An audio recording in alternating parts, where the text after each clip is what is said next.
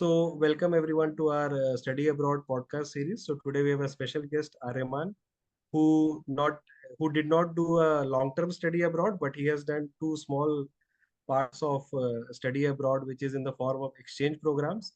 So we'll be knowing about his journey to the Taiwan University as well as NUS, and how he got them and what was the nitty-gritty, etc. through this podcast. So welcome Aryaman to our podcast. Hi Vishal, thank you for having me. I'm glad to be here. Aryaman, so the very first time you thought about going to any exchange program, when was that?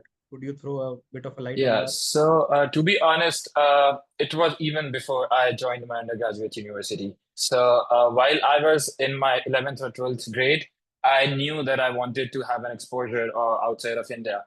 And it was fortunate that I have an elder sibling who already had done, exchanges when she was in her undergraduate. So that was kind of my motivation why I wanted to go out because I kind of knew how great things could be, how much I could learn from other places as well, at least from cultures. Yeah. Yeah, that's great. So you actually knew the advantages of going out and doing this short exchanges, which is very Mhm. good at a very young age. And an elder sibling, who had all this experience would be guiding you. So how did you decide the colleges? Were these colleges already as part of the exchange programs of your present college, or you found them by some means? So, my college in India, my home university, does not have any affiliation with any university outside of India. So when I was applying for a research internship in my third year, my in 2023, I had to systematically look out all the universities that I was potentially a candidate for. So I started with Asia in my first time in 2023. I applied to universities in Korea, Japan, and Taiwan, particularly at that time. Unfortunately, I think I emailed almost 150 professors when I got the first positive response from my professor in Taiwan.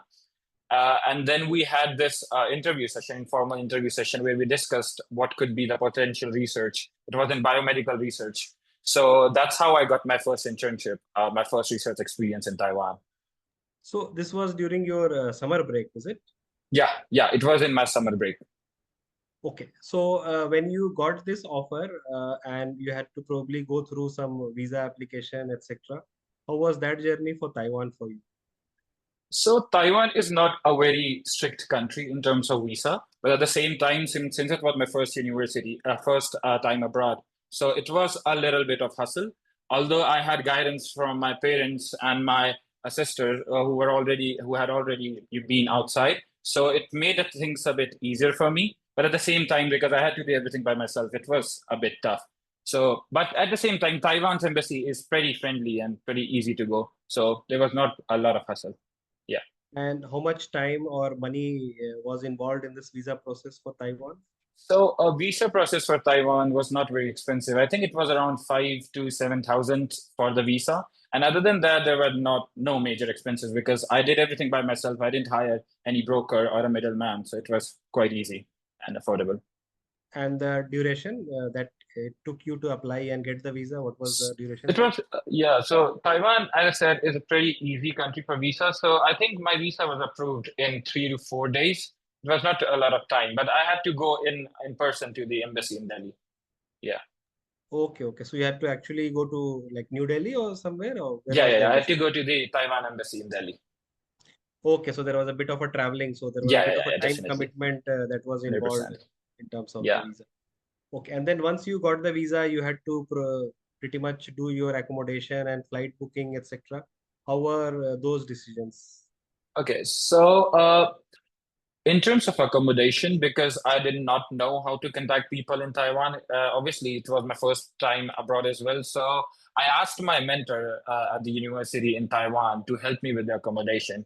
And they gave me an international hostel in Taiwan where there were other exchange students living with me. So that was quite easy for me. That made things easy for me. And in terms of flight, it was pretty much straightforward because I knew when I had to leave. I got my visa in 3 to 4 days. So I went forward to book the flights. I had to go through a bit of research about which airlines is safe in terms of Taiwan. because it's a bit of non-conventional place to go. So, but at the same time, it was pretty easy. It was not very complicated in both accommodation and flights. So which flight did you finally end up taking, and how was the journey like? Okay, so I ended up taking Thai Air, that the airlines. So, and my way was I started from Delhi. My flight was to leave from Delhi, and we had a layover in Thailand. And from there, I think I had a layover for 5 or 6 hours, and then it was directly to Taiwan. So it was in total, I think, 7 to 8 hours in journey. Yeah. Okay, okay. So once you landed in Taiwan, did you face any problem like it was your first time you landed to a foreign country, and from the airport to your accommodation, how was that? Any hurdles you faced? Anything you learned Yeah. you want to share? So that's actually a funny story because I contacted one Indian friend in Taiwan through social media, and he gave me a perception that Taiwan is a developed country, so I might not need internet or a SIM card right away at the airport. I do not have to buy one at the airport.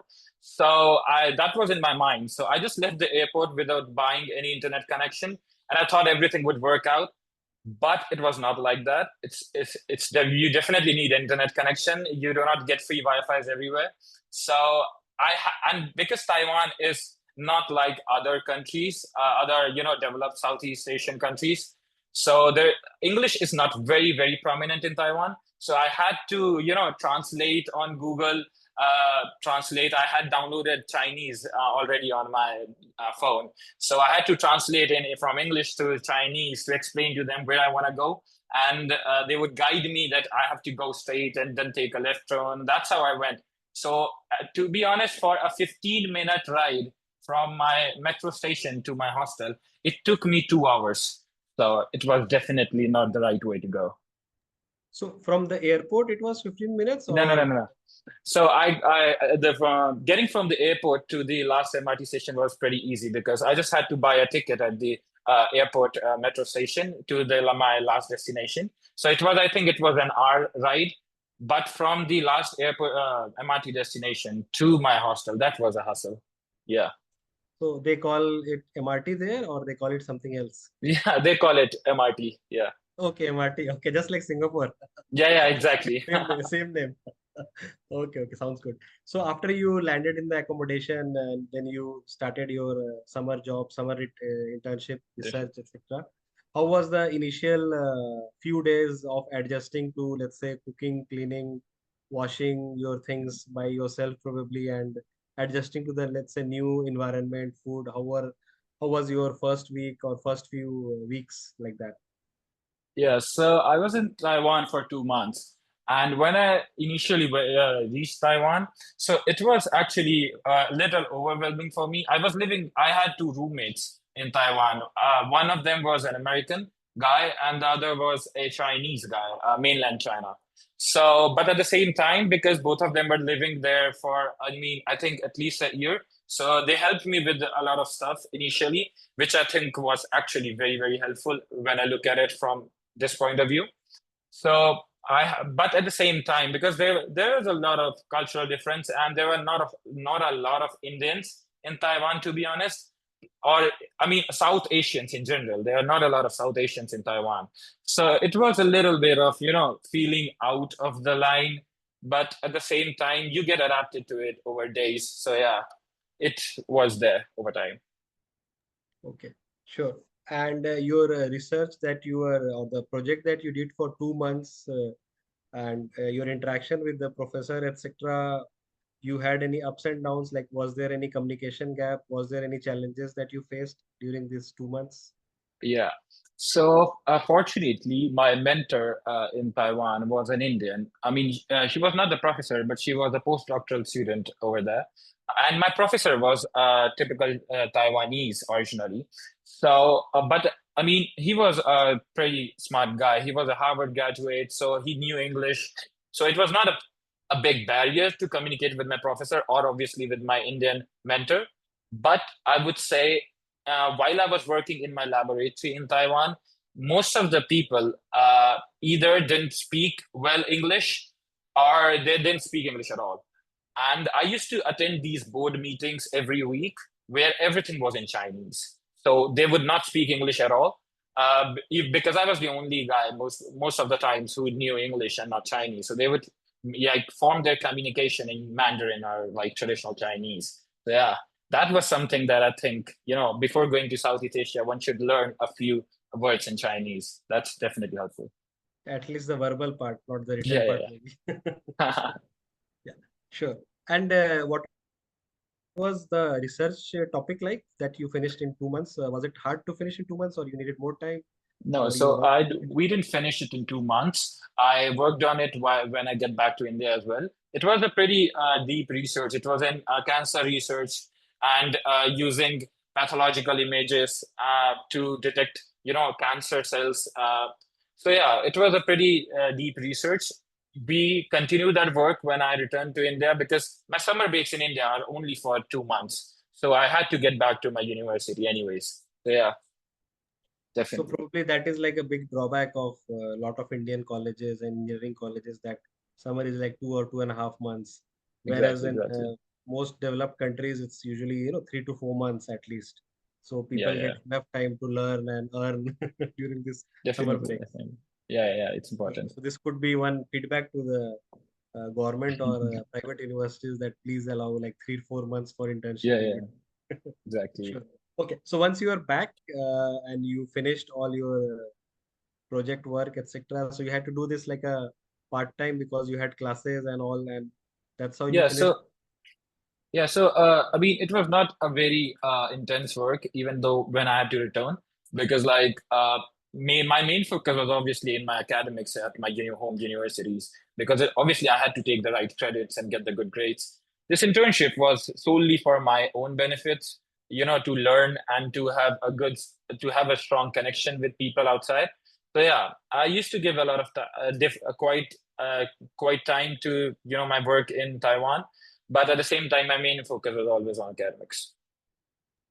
So once you are back, you might be like one of the star of the class or something, that you went to Taiwan and came back. A lot of people might be asking you how you found this, that. So were you able to like mentor, influence people in your class or juniors, etc. with this experience? So I would not say there was anything like a star, to be honest, but because there were, I think, 5 to 6 of us from my batch went outside of India that summer. So yeah, there were a lot of people. I was the only one who visited Southeast Asia. My other friends went to Canada and a few to the United States.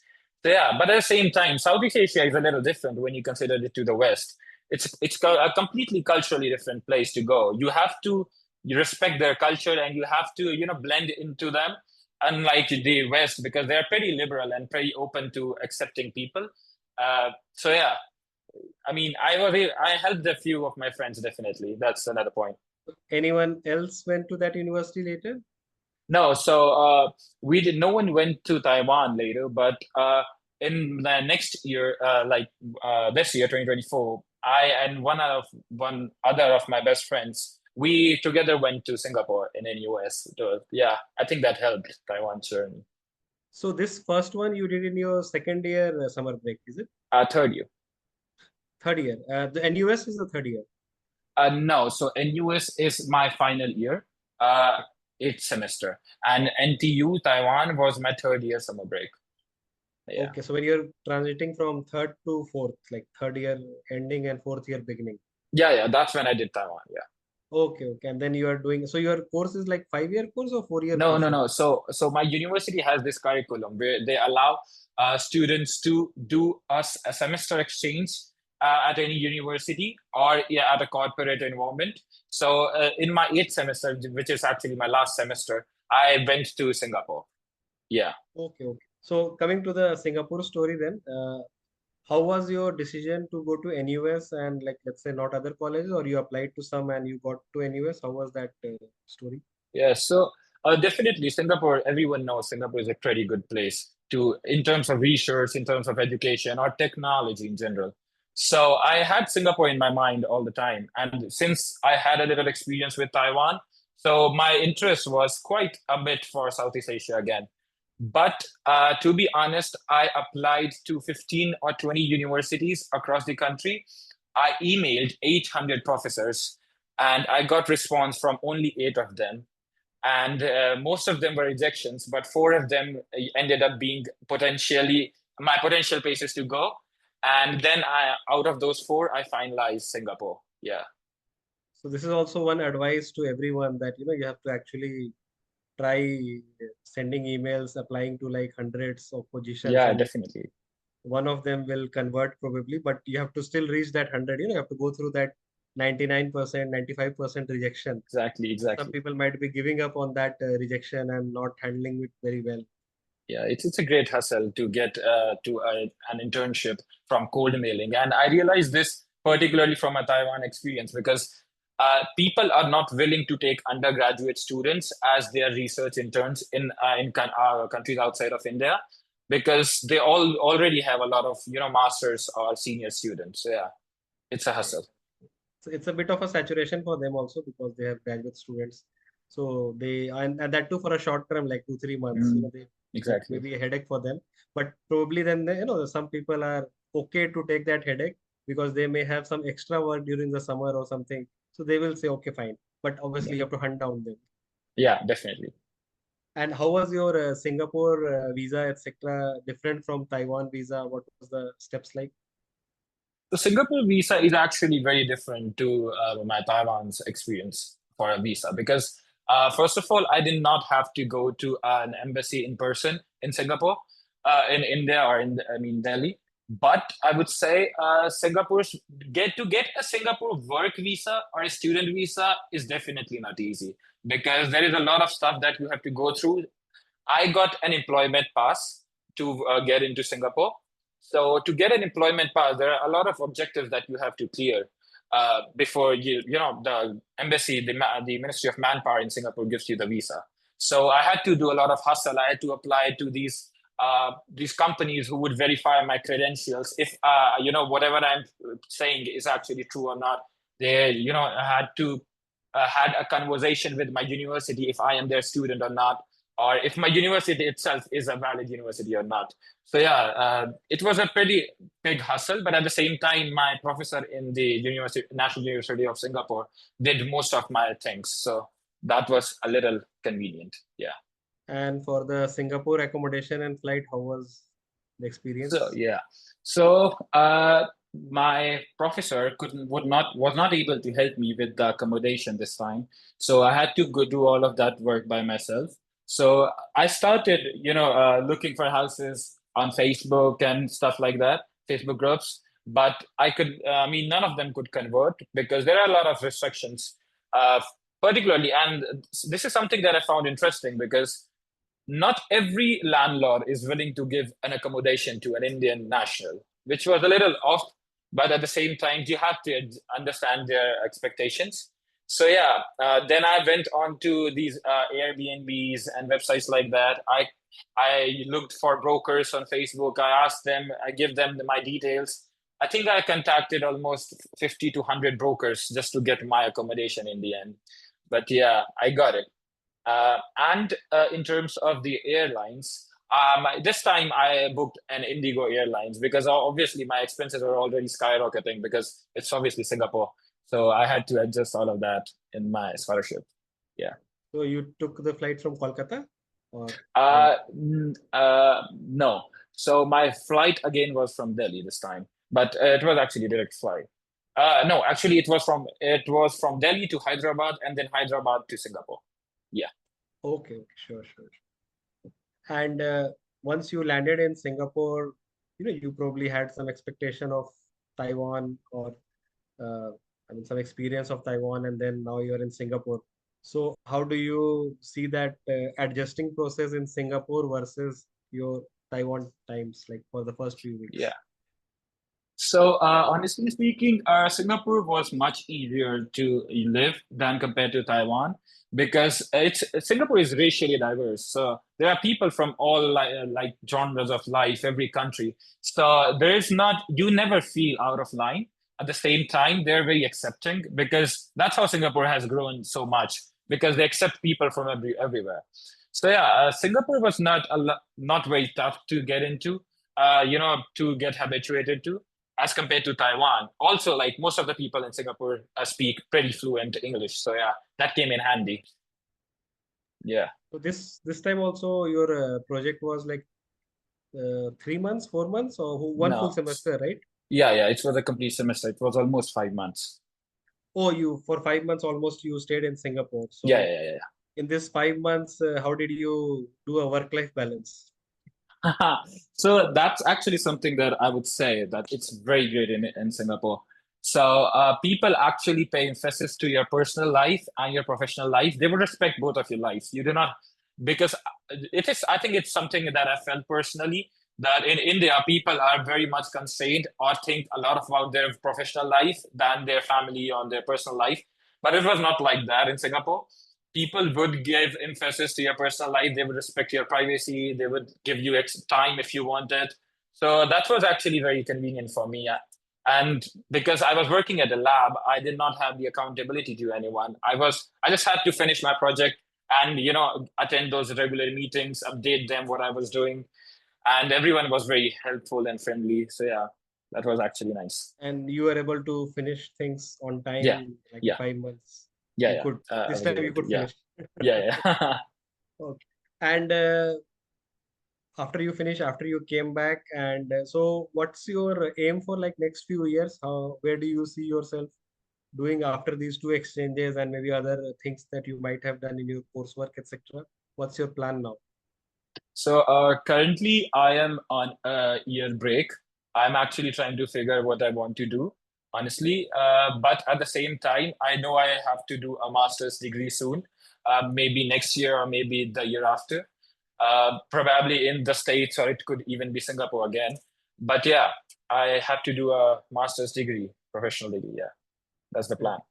Sure, sure, sure. So wish you all the best for that. Thank you. And so coming to the very last question now. So what advice would you give to the juniors that are studying in your college or other college about this summer internship and exchange programs? Can they find it if they don't have a tie-up with the college, or what are their chances and what are the pro tips regarding these kind of summer internships and exchange programs that the college may not have as an official thing, but they can still maybe find? What are the tips? So I would say the first thing would be to be persistent with communication, because it's a very hard journey, because after mailing 100 emails, you get one response and that's again a rejection. So it's very demotivating, to be honest. So I had to email, as I said, 800 professors, which obviously took time. You have to go through every professor's research, see whose research aligns with your interests, and then I read about their research, email them about their research, and it's a pretty long way. But I would say it's very important to be persistent and to be committed that you really want that internship. Also, the second would be, I would say, it's the worst to self reject yourself, because I do not come from the best university in India, but I would say I still got into the National University of Singapore, which is a top-notch university of the country, of the world. So had I rejected myself that I should apply only to the last 50 or the 100 to 200 university rankings, so it would not have been that good for me. So yeah, I would say apply to every good university that you can, do the research, and yeah, apply to as many professors as you can. Yeah, that's a very good point. That self-confidence thing, that once you lose your own self-confidence, there is no conversion option Right. also. Like there's like Exactly. zero option. Otherwise, there is maybe like a 1% chance that you might get something. Otherwise, if you self-reject yourself, like you said, there is like the chances are 0% now. Exactly. Right. Okay, Aryaman, thank you. Thank you very much. It was great knowing your journey and the way you hunted all these abroad internships and exchange programs, irrespective of your college tie-ups. We hope our audience will learn something from you, and you are probably an inspiration for them. So thank you very much for your time. Thank you so much, Vishal. It was really nice having this session with you. And if there is anyone out there who really needs any help or any tips, they can directly contact me. Definitely. Sure, sure. I'm sure. But once we post this video and tag you on LinkedIn, some people will actually connect with you, and feel free to help them. Okay. Yeah, Thank you. definitely. Thank Okay then, you. Aryaman, Okay. take care. Thank you so much, Vishal. Bye bye.